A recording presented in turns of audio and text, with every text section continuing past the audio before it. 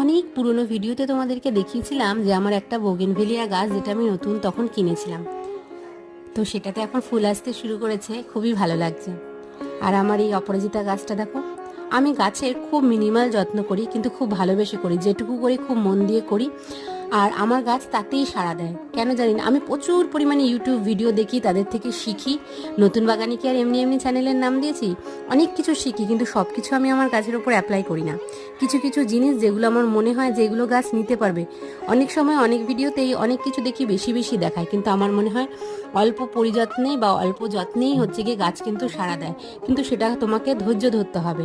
গাছ জৈবভাবে করতে গেলে একটু ধৈর্য ধরতে হয়, কারণ যেটা কেমিক্যাল বা অন্যান্য রাসায়নিক সার তাড়াতাড়ি দ্রুত ফল দেবে, জৈবভাবে করলে কিন্তু অত তাড়াতাড়ি ফল পাওয়া যায় না, কিন্তু তুমি ফল অবশ্যই দেখতে পাবে।